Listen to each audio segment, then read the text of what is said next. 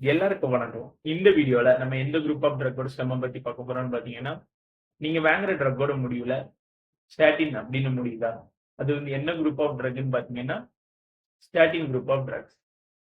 Statin group of drugs அப்படின்னா என்ன அப்படின்னு பார்த்தீங்கன்னா, இந்த குரூப் ஆஃப் ட்ரக்கோட வேலை என்னன்னா, நம்ம பிளட்ல இருக்கிற கொலஸ்ட்ரால் அளவ கம்மியான அளவுல மெயின்டெயின் பண்றது தான் இந்த ஸ்டாட்டின் குரூப் ஆஃப் ட்ரக்ஸோட வேலை. எப்படி கம்மியான அளவுல மெயின்டெயின் பண்ணுதுன்னு பார்ப்போமா? நம்ம லிவர்ல வந்து ஒரு என்சைம் இருக்கு. அதுதான் வந்து இந்த கொலஸ்ட்ரால் புரொடக்ஷனுக்கு வந்து ஒரு மெயினான ஆள். இந்த ஸ்டாட்டின் குரூப் ஆஃப் ட்ரக்ஸ் என்ன பண்ணுதுன்னா, அந்த புரொடக்ஷனுக்கு மெயினான ஆள என்சைம போயிட்டு இன்ஹிபிட் பண்ணிருது. அதாவது பிளாக் பண்ணிருது. இப்படி பண்ணும்போது என்ன ஆகுதுன்னா, அங்க இருக்க கொலஸ்ட்ரால் புரொடியூஸ் ஆகாது. இல்லன்னா கம்மியான அளவுல புரொடியூஸ் ஆகும். சோ நம்ம பிளட்ல வந்து கொலஸ்ட்ரால் வந்து கம்மியான அளவுல உற்பத்தி ஆகுது.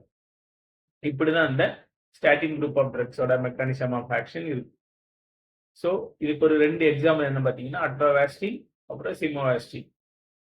ஸோ நீங்க வாங்குற ட்ரக்கோட முடிவுல ஸ்டாட்டின் அப்படின்னு முடிஞ்சா, என்ன குரூப் ஆஃப் ட்ரக்ன்னு உங்களுக்கு இந்த வீடியோ பார்த்ததுனால தெரிஞ்சுக்கும். உங்களுக்கு மெடிக்கல் அப்புறம் மெடிசின் சம்மந்தமான எந்த டவுட்டா இருந்தாலும் கீழ கமெண்ட் பண்ணுங்க. அப்கமிங் வீடியோஸ்ல வந்து நம்ம அத பத்தின ஒரு ஃபுல் எக்ஸ்ப்ளனேஷன் வந்து பண்ணலாம்.